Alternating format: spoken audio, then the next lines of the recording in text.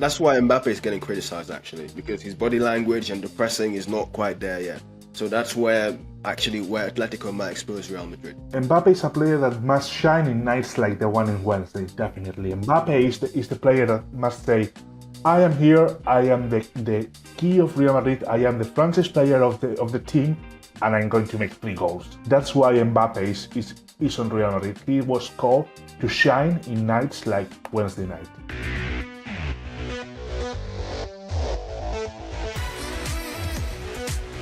Hello and welcome to a new edition of Clean Strike. What a week we have on the line this week. We have the second leg of the Champions League, last 16. We have tremendous games on the line. We have tremendous matchups, starting tomorrow with Barcelona Benfica and ending on Wednesday with the biggest, from my point of view, the biggest game of the week. Euro Derby, Madrid Derby, Atletico Madrid, Real Madrid. But I'm not alone to analyze these situations, these games. Today they are along with me, Ewan Gennery and Djibril Diop. And guys, I want to start with you. Let's talk about Barça and Benfica. Tomorrow, 6:45 p.m. in Montjuic. Barça won in the first leg. How do you see Barça? Because, I mean, this week they were unable to play because one shocking news has come into the team. The death of the team doctor, Carlos Miñarro, has passed away and surprised all the team members in the locker room before starting to play. How do you see this matchup?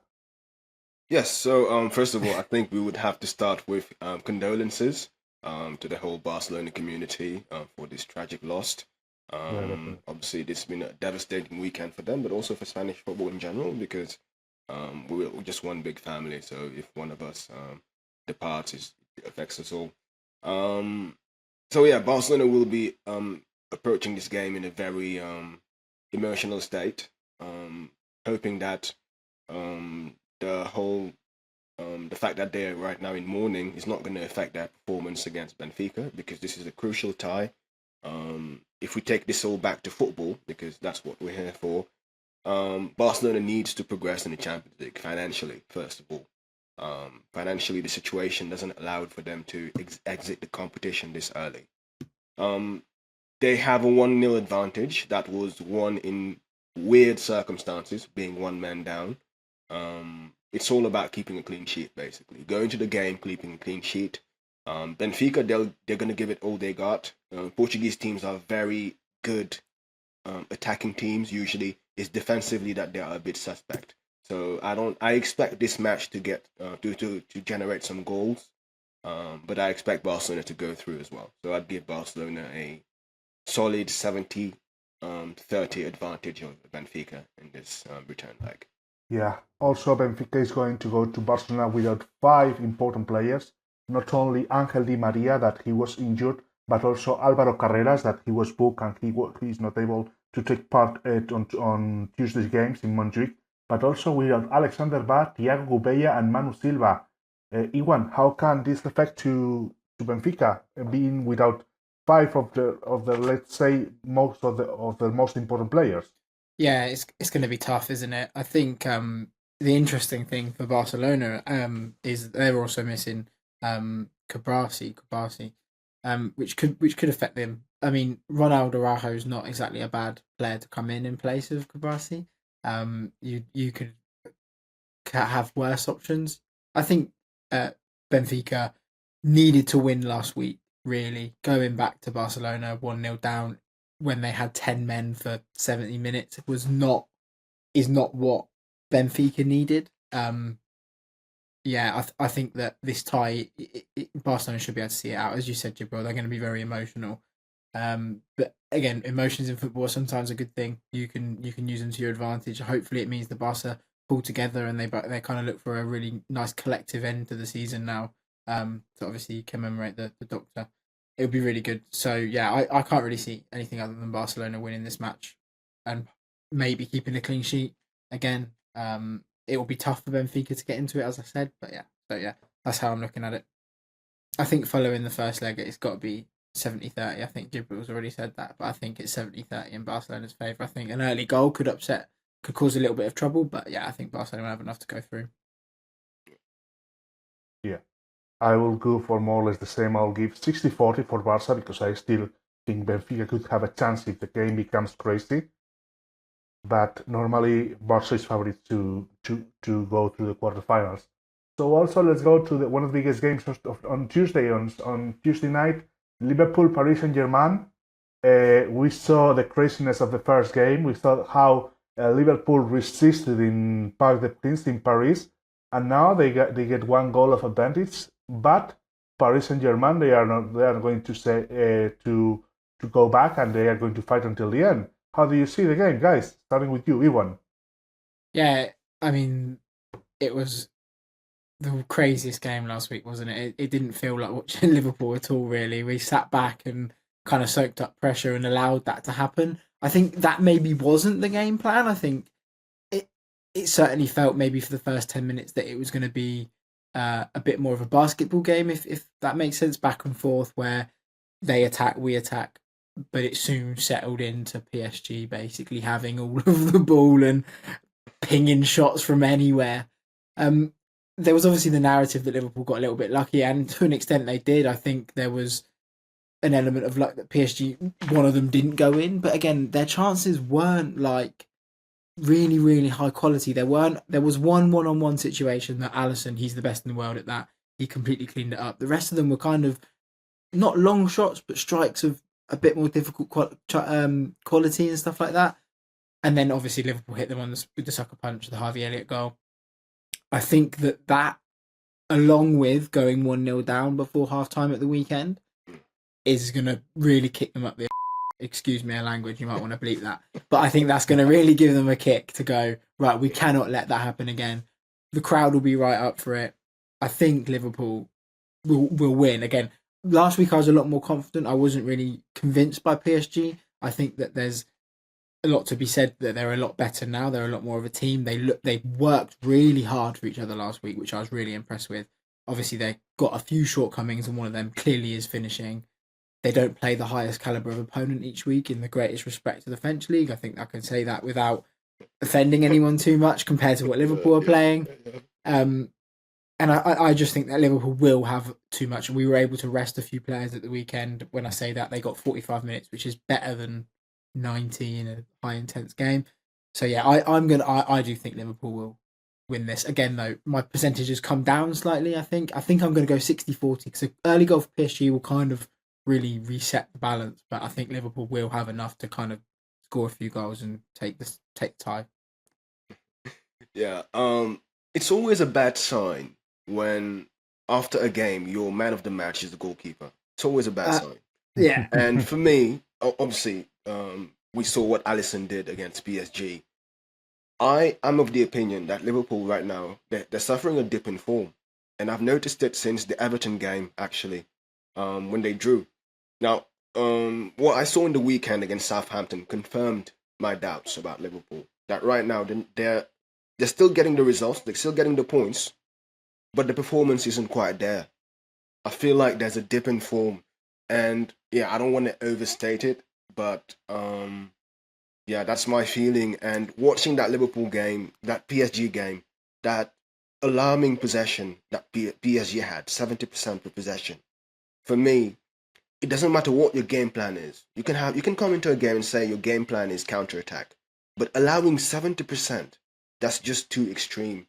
For me, the plan was maybe 60% or 55% of you relinquishing the possession, but I don't think the plan was to have 70% of possession going PSG's way. So that's why I think Liverpool, even though the results are still there, the performance has dipped, and I'm worried that they're going to be limping to the finish line in the European competition. In the Premier League, it's already done and dusted. But in the European competitions, I'm worried that they're going to be limping to the finish line.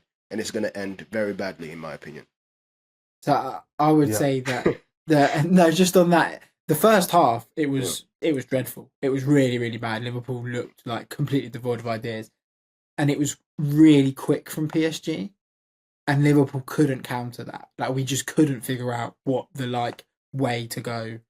Okay, how do we stop this? We are going to concede a goal. Is what it just felt like.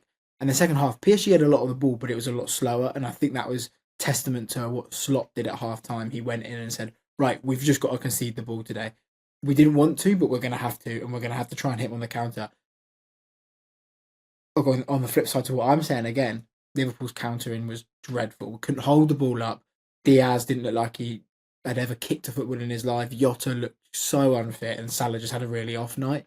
So all of a sudden they changed. Nunes held up the ball, and then Harvey Elliott scored. And I think that switch from slot was really key because it just took the momentum out of the game. Half time was so brilliant for us. I never usually say that. Half time's always a bit like you're a bit annoyed because you're like, well, I've got to start watching the football. But yeah, and I would just counter what you're saying with that. Is I don't think it's been a dip in form.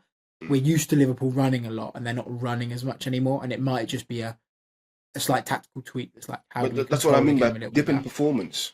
Maybe I should have said dip in performance because the performance in terms. I can take that. Yeah, I think that Everton wasn't very good. Wolves' second half was not very good, and Villa was okay, and then City, Newcastle was fine. PSG not great. Second half against Southampton. So yeah, there's a little bit of inconsistency. I can see that. Yeah. Also, guys, I'll mention one key factor that could take this series to PSG.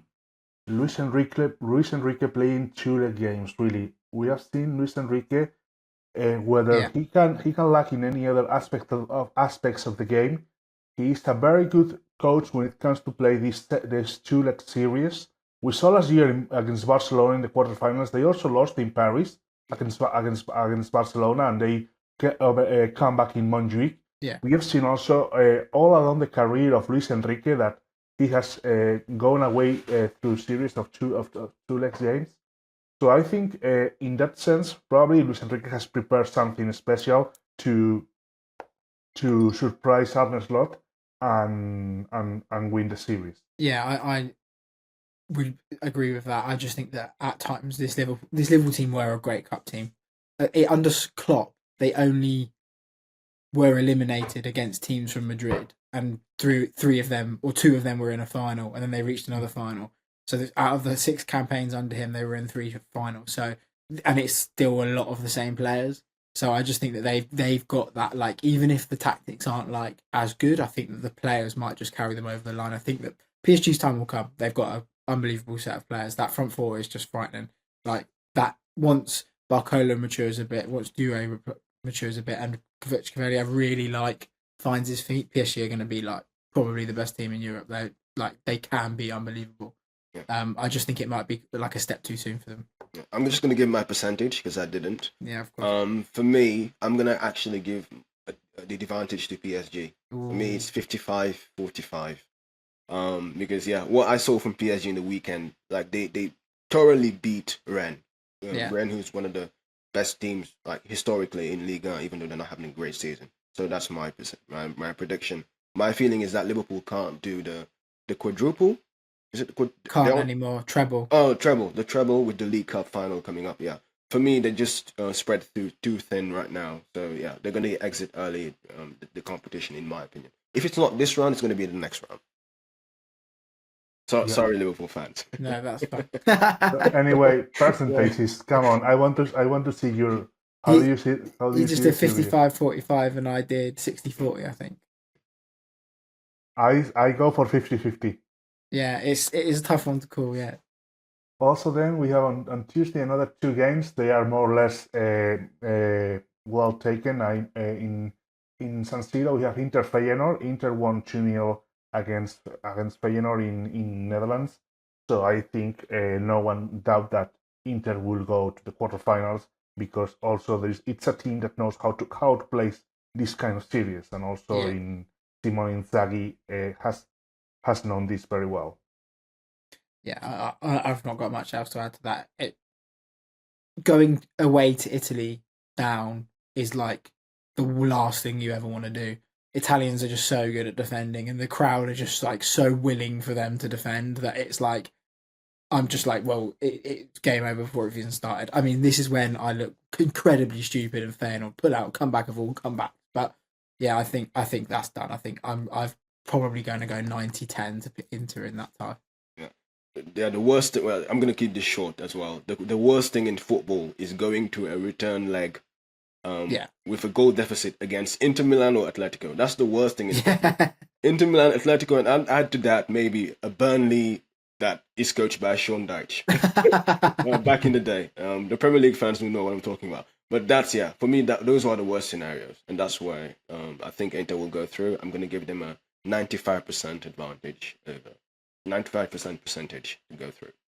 Yeah, totally. I also for 90-10 to Inter because Feyenoord I think has 3 chances to come back in San Siro and come back 2 goals. And let's go to the last of the games of Tuesday. The one that I will say it's a miracle if they made it. It's a miracle if they make it.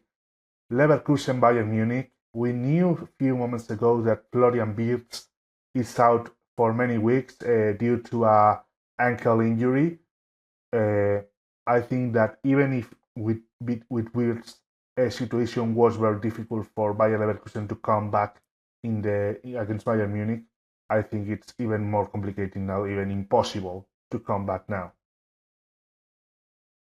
Yeah, I fancied Leverkusen in the tie, but I'm not sure they turned up. It might just be again one of those a bit like Paris Saint-Germain, maybe just a bit too soon for them.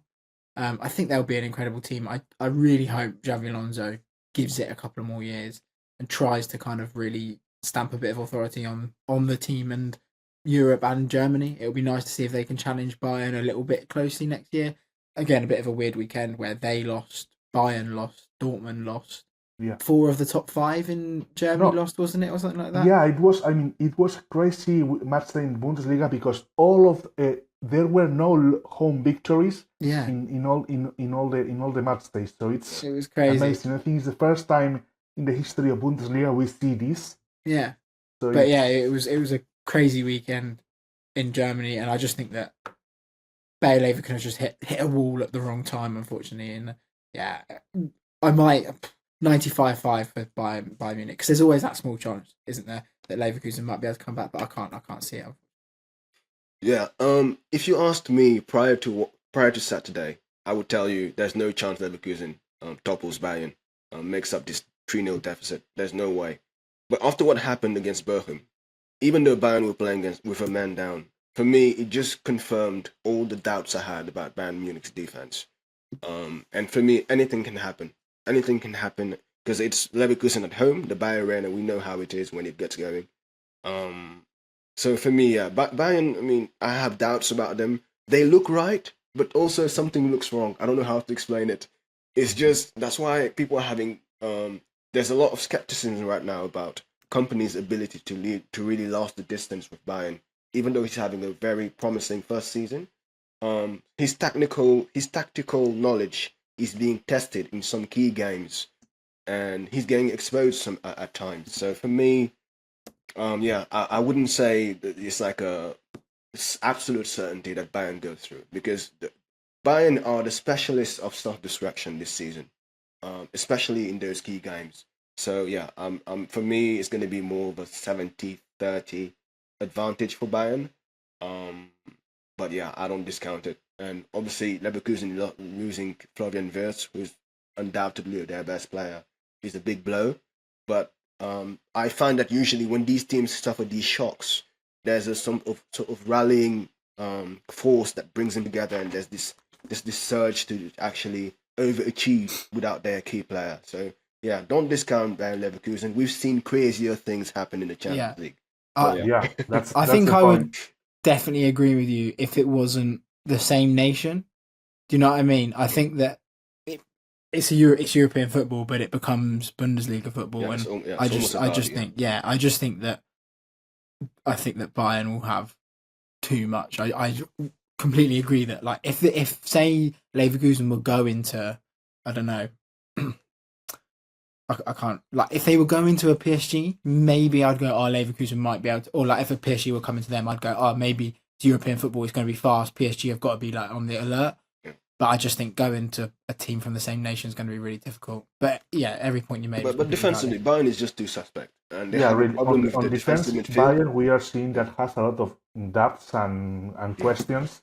We saw, I mean, last weekend against Bochum, it was a game that you are winning 2-0, you end up losing 2-3. Absolutely. It's like, what is happening there? We don't know. Anyway, percentages. I want your percentages. I'm going to go 95-5, I think, for Bayern. Yeah, I'll go 70-30 for Bayern. 70% chance of them progressing. I will say, as if you remember this famous advert of Neymar, I will adapt to it. 1% of chances for Leverkusen, 99% of faith per Leverkusen. Right, very one-sided. And then let's go to Wednesday. That is going to be also a wonderful day. It's going to be a important day in Champions League. We have 4 games in the line, starting with Dortmund, but we are going to talk about first now the biggest game of the Wednesday, Madrid Derby, Atletico Madrid, Real Madrid.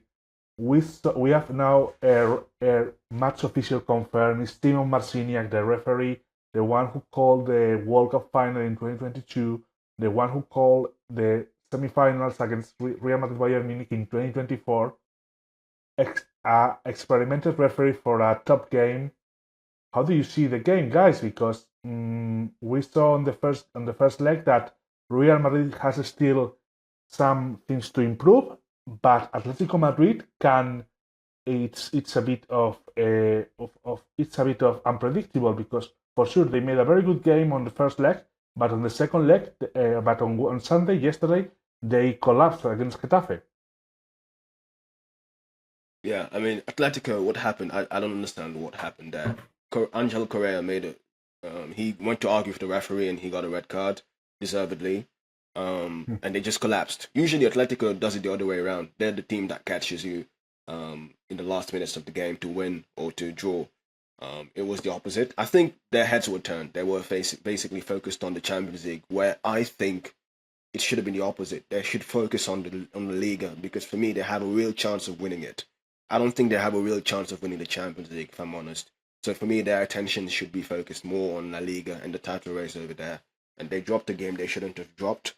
It's very weird as well for Real Madrid, because they won, but a lot of criticism on Mbappe in the Spanish press as to how he played in that game. People were complaining about his body language. So it's a very weird atmosphere there as well.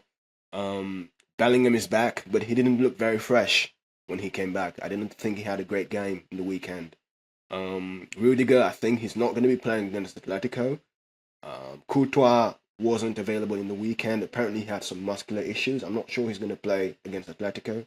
So there's a lot of niggles on Real Madrid's side. The infirmary is kind of filling up. And Atletico, they're showing signs of frailty that I've not seen them display so far this season. So this is a game that is hard to predict. And I think it's also going to be very hard to debrief after the game. It's going to be very hard to tell who had a good game and who played well, etc. Because it's going to be a cagey match. Cagey match. Don't expect a lot of goals, because we know how Atletico likes to do it. Score early and then shut up shop. So, It's in terms of my percentages...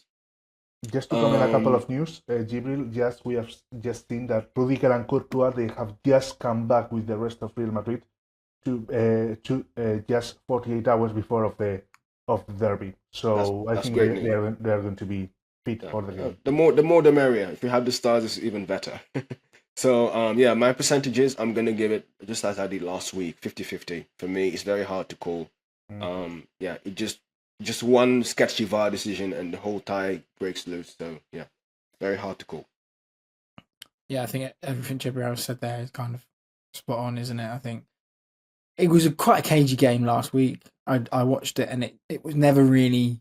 I mean, Rodrigo scored a very impressive goal in the first few seconds. Yeah, very nice finish. And I thought, here we go. This is going to be an exciting tie now. Atletico kind of got to come out, but they kind of bide their time, and then Alvarez with an equally world-class goal, stunning the Bernabeu. And then, it was very cagey. Atletico got on top, but it's not in Atletico's nature to dominate a game and try and break a team down, is it? They like it when it goes blow for blow. They like it when a team piles on them. And it's rough and tumble. I think it didn't play into their hands, and that's where Ancelotti and Madrid are just masters. They're just masters of the Champions League. They're masters of winning those ties. So I think that they'll probably have enough. They've got enough. Madrid, now and not a nasty team, but they've got players that are really willing to get stuck in as well. Like Bellingham doesn't shy away from a challenge. Valverde loves it. I mean, if did you say Rudiger was fit or is he not Yeah, Rudiger is available? fit. I Rudiger is mean, fit. there you Just go. about, He's a though. psycho. Just about. Yeah, but he's an absolute maniac, isn't he? He Yeah. loves to get involved. Yeah. Yeah. And even Vinny, like he's not necessarily like a hard tackler, but Yeah. he'll get involved and he'll get stuck in. And Rodrigo works really hard as well. Yeah, exactly. So I just think that they might have that bite. They've got that bite. They're a Galactico team again, Madrid, like Real, sorry.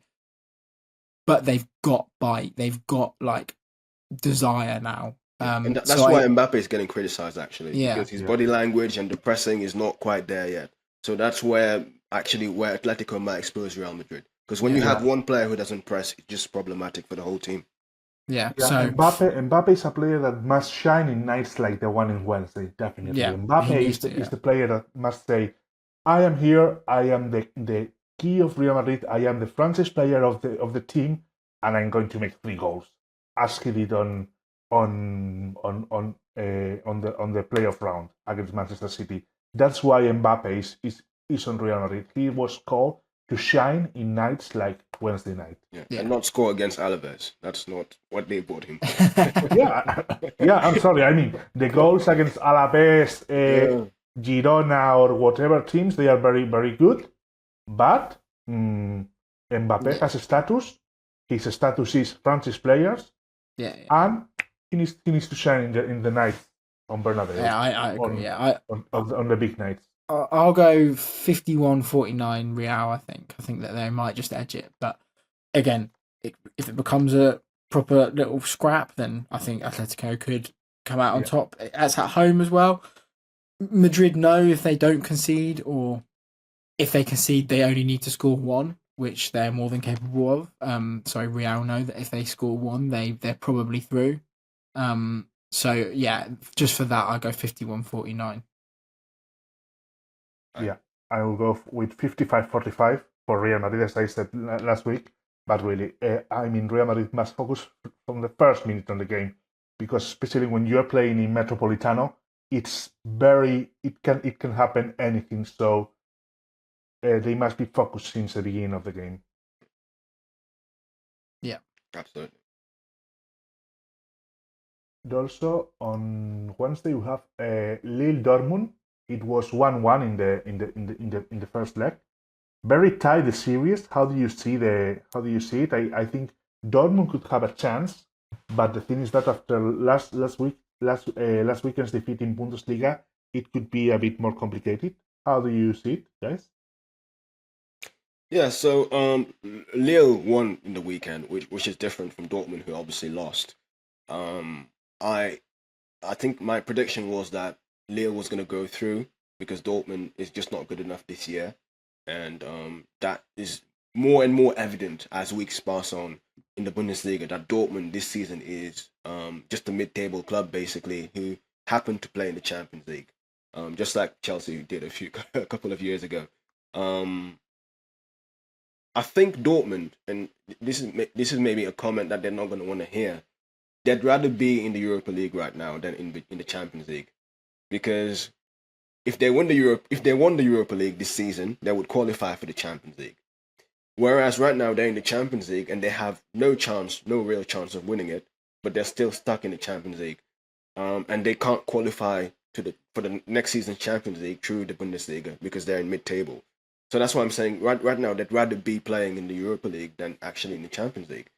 For Lille, it's just about basically making sure that you progress in the competition and carry on the French coefficient, because the French teams are fighting for the coefficient as well, to carry that over. Because I know Premier League teams, Liga teams, they don't think about it, but for French teams, Portuguese teams, Dutch teams, playing against Europe has a double motivation. You have to carry the coefficient of your country to make sure that you get more Champions League spots in the future. As for my percentage, I'd give it 55% chance for Lille to progress. Dortmund 45. So yeah, that's my prediction. Watch out for Guirassy and Jonathan David, 2 of the best strikers in Europe this season. It's going to be an interesting duel. Yeah, I think, as you said, Dortmund are just not that good, are they? Unfortunately, I think maybe the Champions League final was a bit of a false dawn last year. So, yeah, Lille were impressive when I watched them against Liverpool. Obviously, you got the draw last week, which it's not easy to get a draw at Dortmund. You kind of got to, even though they're not in the best form, it's an intimidating stadium, and it can be it can swallow you up as an opposition player. So yeah, I think that Lille, that's a brilliant result for them, and taking that back, I think that they will progress. I think that maybe again 55-45. As you said, Guirassy and David, two very exciting strikers to watch out for. I mean, maybe it's time for one of Dortmund's young boys to make themselves a star. Bino Gittins could turn up and he's bright, really inconsistent. Yeah, Bright. he could. He might. It might be the night made for him. He might. The as you say, the nights against Bochum and Union Berlin are not for him, but the nights under the lights in the Champions League, there's what he's made for. And You for never Bino know. Gittins, the England call-up, that Yes. might be something to keep an eye on, because the England call-up is coming up. If he puts in a great performance, he could be called up like Yeah. Thomas Tuchel. Yeah, Because so we know I- Tuchel's going to be watching Dortmund for sure. definitely. So yeah, I do think Lille will probably have a bit too much for Dortmund. They're quite a quietly understated good team. I think Lille. I think they might be building quite a nice project there that we could see competing in the French league in the not so distant future, and maybe in Europe as well. But not for the ultimate honour, but like become one of those teams that you know will be in the round of 16 every year. You know, I think they could be that. I think even though Dortmund is in the middle of a very troublous season with changes of manager, institutional things inside, I think they can have a chance to go through the quarterfinals. I mean, we have seen other seasons that Dortmund, even if they are very bad in Bundesliga, they shine in the Champions League. And I think on Wednesday can be these kind of games where you ask why and you ask how, but Borussia Dortmund makes a wonderful game and they go to the quarterfinals. Really, it's a game where if Serhou Guirassy stays fit and shows the best, can be key for Dortmund. And also, let's see, you mentioned Bino Gittens that has increased her potential and her value in Dortmund on a skyrocketing way. So it's going to be a game where I will give some chances more to Dortmund. I would say 55-45 to Dortmund this time. Okay, interesting. And we also have the games involving both English teams, starting with Aston Villa against Club Brugge. That Unai Emery team won 3-1 in Belgium on the first leg. I think there shouldn't be any problem for Aston Villa that they advance round to the quarterfinals. I agree. Up until the 70th minute, they didn't look in control, or whenever they scored. Bruges are very good, you know.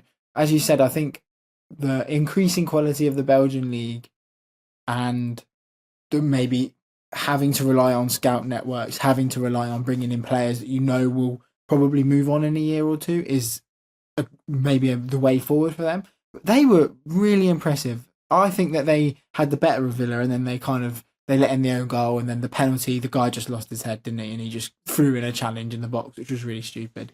But now, as you say, Villa going back to Villa Park, that atmosphere is going to be absolutely incredible, I've got to say. And I do think Villa will have too much. I'm gonna give them a slightly less percentage after watching the whole game and seeing them play out, because Unai Emery might rest a few players. Villa's still not guaranteed Europe next season in the Premier League. And that has to be you have to look at that as Villa as the route in. 5th place is definitely up for grabs. 4th probably is as well. But even if not, Europa League would be the next place that I would be looking as a Villa fan. It would be nice to see them there. So yeah, I think it might maybe an 80-20. I think Bruges have that slight chance of I don't know if causing you an saw upset. last weekend on this Bruges Derby in Belgium Yes. what happened at the end of the game. Yeah, that This was good. tremendous scene. So after Club Brugge won, Cercle Brugge that went to place the flag in the middle of the field. Very one good. of the players of Club Brugge, and then appeared. They were not happy with it. Crazy scenes. Yeah. I'm gonna keep this short, but I think the away goal rule isn't effective anymore. But in the past, it was in recent past. if the away goal rule was still valid, I would say Aston Villa 100% chance of going through. Yeah. But right now, there's no away goal rule. Aston Villa is going to be playing at home. Bruges, the game plan will be let's score 1 goal in the first half, and let's push for a second goal in the second half. If you lead 2-0, you get extra time. So for me, that's the game plan, and that's why you can never bury these teams who have a 2-goal deficit, because it's a Champions League game. It's back and forth. So no matter how cagey the game is, if you're still trailing by 2 goals at the 60th minute, you're still in it. You're still in it. And generally speaking, in every Champions League week, there's a big surprise, something we're not expecting. For me, it's possible that Bruges or maybe Leverkusen would be that surprise package of the week. Because we can't just have a Champions League week where everything is linear, everything is predictable. Something is gonna be outside of the scope of predictions. Something is gonna upset the gamblers and the bettors. I don't know. Yeah. Someone's acca's falling because Bruges are scoring a 95th minute winner, right? We can't have a linear week where nothing of note happens. That's impossible. Yeah. So my percentage for this game, I'm gonna give 95% chance to Aston Villa, with the caveat that if Bruges scores in the first half, it would be for me a 60-40 advantage on it. I'll go for 90-10 to Aston Villa, because it's very difficult that Club Brugge can repeat the miracle again. But we have seen very, very weird things in the Champions League history, so I cannot say that Bruges, they are out of the competition. There will be at least one remontada this week. That's my prediction. There will be at least one remontada. Good. If there isn't, let's just cancel the Champions League. If there isn't, you invite us to one dinner. Yeah, definitely. Yeah, I will be invoicing you if there is not a winner. If there's no remontada.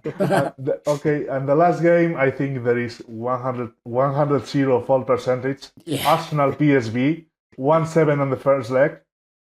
Do you think that could be the game of the remontada of the week, or?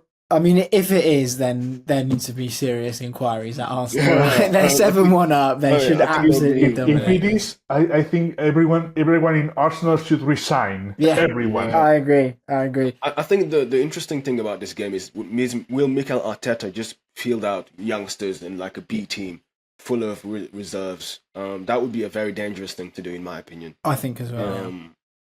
Because I remember there's a team who did it a couple of years ago, and they just got beaten 4-0. Just don't do it. Just try to field the players like Sterling, who didn't play last weekend, I believe, and doesn't have a lot of game time. So use it as a platform to give those players with a chip on their shoulders a chance to redeem themselves. That's what you can do, and prepare yourself for the next round as well, to avoid injuries as well. Don't put players like Saliba, who have played a lot of minutes this season. Yeah. So it's not 100% percentage, of course. Yeah. Yeah. I think that we did say earlier, you said earlier, that the Premier League's done and dusted, that Liverpool have won it.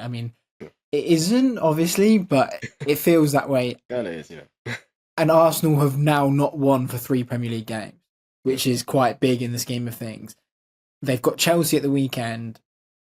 Mikel Arteta has to be looking at the Chelsea game as like right, Liverpool aren't playing in the Premier League. We can close the gap to 12. But the Liverpool's next game is Everton in the Premier League, I believe. So all of a sudden, the gap could be 9 within 2 weeks. And Arsenal were looking at that as a really there's almost that there. So go out, get these players fit, but keep an eye on the Premier League. For me, Arsenal need to look back, actually. For me, they're going to get sucked back into the race for the Champions League. That's actually what I was thinking. I don't think they're thinking about the title race. I think they're thinking about what's happening behind the race for the top 4. I agree, but part of them has to be looking up as well. Part of them has to be going, can we? Because they have. If Liverpool have a massive fall off, all of a sudden you have to be there. You can't not be there, right? Yeah. You've got to be there. So, I think that win this game, as you said, get Sterling in a little bit of form. I can't really think of anyone else who isn't in the team that maybe needs to be in the team.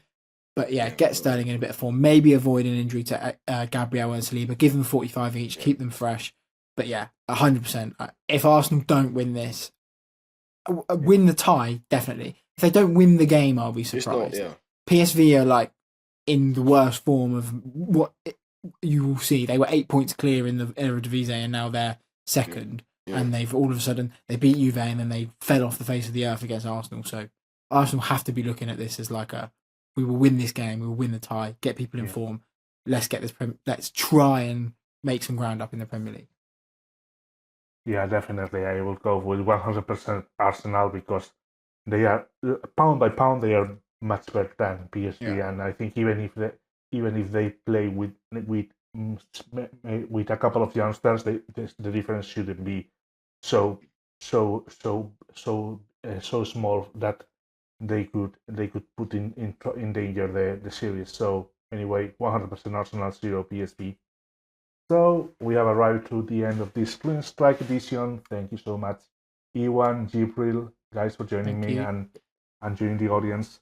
Also, we want to know your predictions, your percentage. Who do you think are going to go to the quarterfinals of the Champions League 2024-2025? Who do you think is there going to be any remontada in this series? Please like, comment, share, leave your views, have your say in the comments, and please don't leave your views. Let's meet in 7 days. Yeah. It's obvious that there should be a remontada, so please comment, share, give your views to everything, have your say, and let's meet in 7 days for a new edition of Good Talk.